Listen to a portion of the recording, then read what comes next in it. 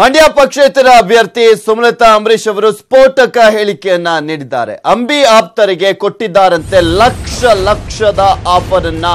ಬೆಂಗಳೂರಿನಲ್ಲಿ ಒಂದು ಸೈಟ್ ಕೊಡಿಸುವಂತ ಆಮಿಷವನ್ನ ಒಡ್ಡಲಾಗಿದೆಯಂತೆ. ಮಂಡ್ಯ ಪಕ್ಷೇತರ ಅಭ್ಯರ್ಥಿಯಾಗಿರುವಂತಹ ಸುಮಲತಾ ಅಂಬರೀಶ್ ಅವರು ಸ್ಫೋಟಕ ಹೇಳಿಕೆಯನ್ನ ನೀಡಿದ್ದಾರೆ. ಅಂಬರೀಶ್ ಅವರ ಆಪ್ತರಿಗೆ ಲಕ್ಷ ಹಣದ ಆಮಿಷವನ್ನ ನೀಡಲಾಗಿದೆ. ಹಾಗೆ ಬೆಂಗಳೂರಿನಲ್ಲಿ ಒಂದು ಸೈಟ್ ಅನ್ನ ಕೊಡಿಸುವ ಆಮಿಷವನ್ನ ಕೂಡ ನೀಡಿದ್ದಾರಂತೆ.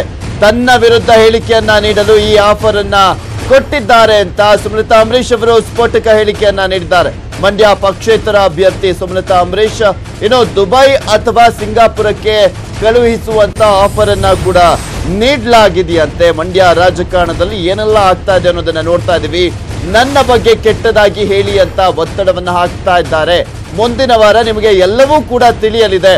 ಮಂಡ್ಯ ಪಕ್ಷೇತರ ಅಭ್ಯರ್ಥಿ ಸುಮಲತಾ ಸ್ಫೋಟಕ ಹೇಳಿಕೆಯನ್ನ ನೀಡಿದ್ದಾರೆ.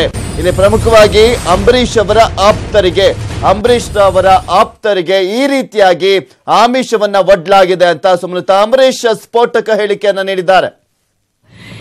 ಈ ನೆಕ್ಸ್ಟ್ ವೀಕ್ ಬಂದು ಏನೋ ಸೋಷಿಯಲ್ ಮೀಡಿಯಾ ಥ್ರೂ ಒಂದು ದೊಡ್ಡ ಪರ್ಸನಲ್ ಅಟ್ಯಾಕ್ಸ್ ಮಾಡಬೇಕು ಅಂತಿದ್ದಾರೆ ಅಂತ ನನಗೆ JDS ಕಡೆಯಿಂದ ಒಬ್ಬರು ಟಾಪ್ ಸೋರ್ಸಿಂದ ನಿನ್ನೆ ಮಾಹಿತಿ ಬಂತು. ಅಂದರೆ ಅದು ಯಾವ ರೀತಿ ಇರುತ್ತೆ ಅಂದರೆ ಅದು ತುಂಬಾ ವರ್ಸ್ಟಾಗಿ ಹೋಗೋಕ್ಕೆ ನಾವು ರೆಡಿ ಇದ್ವಿ. ಯಾವುದೇ ಒಂದು ವಿಡಿಯೋನಾದರೂ ಮಾರ್ಫ್ ಮಾಡ್ತೀವಿ, ಫೋಟೋನಾದರೂ ಮಾರ್ಫ್ ಮಾಡ್ತೀವಿ, ಯಾರ ಕೈಲಾದರೂ ಹೇಳಿಕೆಗಳನ್ನ ನಾವು ಹೇಳಿಸ್ತೀವಿ ಅನ್ನೋ ಒಂದು ಮಟ್ಟಕ್ಕೆ ಹೋಗಬೇಕು ಅಂತಿದ್ದಾರಂತೆ. ಇನ್ನೊಂದೇನು ಅಂದರೆ ನಮ್ಮ ಹತ್ರ ವರ್ಕ್ ಮಾಡ್ತಿದ್ದ ಒಬ್ಬ ಸ್ಟಾಫ್, ಮೊದಲು ಅಂಬರೀಶ್ ಅವರು ನಮ್ಮ ಜೊತೆಲಿ ವರ್ಕ್ ಮಾಡ್ತಿದ್ದ ಒಬ್ಬ ಸ್ಟಾಫ್ನ ಒಂದಿಬ್ಬರನ್ನ ಇವರು ಕಾಂಟ್ಯಾಕ್ಟ್ ಮಾಡ್ತಾರಂತೆ. ಕಾಂಟ್ಯಾಕ್ಟ್ ಮಾಡಿ ನಿಮಗೆ ದುಬೈ ಅಥವಾ ಸಿಂಗಾಪುರ್ ನಾವು ಕಳಿಸ್ತೀವಿ, ಎಲ್ಲ ಖರ್ಚು ನಾವು ಮಾಡ್ತೀವಿ, ಜೊತೆಗೆ ಒಂದು 10 lakhs or 15 lakhs ಕೊಡ್ತೀವಿ, ನಿಮ್ಗೆ ಬೇಕಾದರೆ ಇಲ್ಲೊಂದು ಬೆಂಗಳೂರಲ್ಲಿ ಸೈಟ್ ಕೊಡಿಸ್ತೀವಿ, ಇದೆಲ್ಲ ಹೇಳಿ ನೀವು ಅವ್ರ ಬಗ್ಗೆ ತುಂಬ ನೆಗೆಟಿವ್ ಹೇಳಬೇಕು. ಅವ್ರ ಮನೇಲಿ ಈ ಥರ ನಡೀತಾ ಇತ್ತು, ಇದೆಲ್ಲ ನಡೀತು ಅಂತ ಒಂದು ವರ್ಷಾಗಿ ನೀವು ಹೇಳಬೇಕು, ಇದಕ್ಕೆ ನಾವು ಈ ಥರ ದುಡ್ಡು ಕೊಡ್ತೀವಿ ಅನ್ನೋ ಒಂದು ಮಾತನ್ನ ಹೇಳಿದಾರಂತೆ. ಅದಕ್ಕೆ ನಮ್ಮ ಜೊತೆಲಿ ಯಾರು ವರ್ಕ್ ಮಾಡ್ತಿದ್ರು ಅವ್ರ ಮನೆಯವರೇ ನಮ್ಗೆ ಫೋನ್ ಮಾಡಿ ಈ ಮಾಹಿತಿ ತಿಳಿಸಿದ್ದಾರೆ. ನಾವು ಇದಕ್ಕೆ ಒಪ್ತಾ ಇಲ್ಲ, ಬಟ್ ಅವ್ರು ತುಂಬಾ ಒಂದು ಪ್ರೆಷರ್ ಮಾಡ್ತಾ ಇದ್ದಾರೆ ಅಂತ.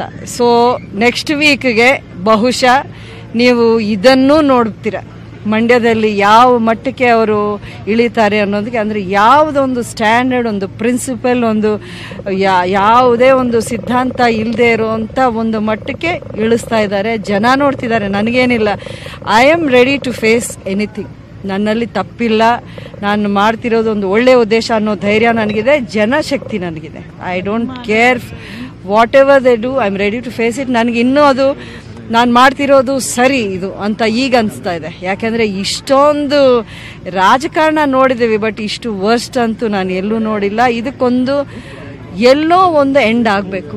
ಅದು ನನ್ನಿಂದ ಆದರೆ ಸಂತೋಷ, ಇಲ್ಲದೇ ಇದ್ದರೂ ಇದಕ್ಕೆ ಒಂದು ಈ ರೀತಿಯ ಒಂದು ರಾಜಕಾರಣ, ಅವರ ಸ್ವಭಾವ, ಅವರ ನಡವಳಿಕೆ, ಅವ್ರು ಮಾಡ್ತಿರೋ ಒಂದು ಕರಪ್ಟ್ ಪಾಲಿಟಿಕ್ಸ್ ಎಕ್ಸ್ಪೋಸ್ ಆಗ್ತಾ ಇದೆಯಲ್ಲ, ಅಷ್ಟೇ ಸಂತೋಷ ನನಗೆ.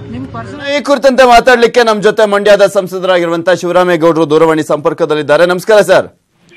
ಸುಮಲತಾ ಅಂಬರೀಶ್ ಅವರು ಇಲ್ಲಿ ಆರೋಪವನ್ನ ಮಾಡ್ತಾ ಇದ್ದಾರೆ, ಅವರ ವಿರುದ್ಧ ದೊಡ್ಡ ಪಿತೂರಿಯನ್ನ ಮಾಡಲಾಗ್ತಾ ಇದೆ.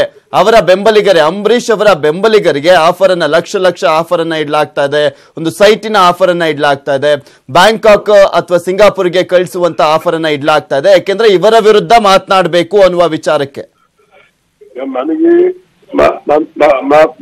ಈ ವಿಚಾರ ಸಂಪೂರ್ಣ ಗೊತ್ತಿಲ್ಲ, ನಂಬರ್ 1.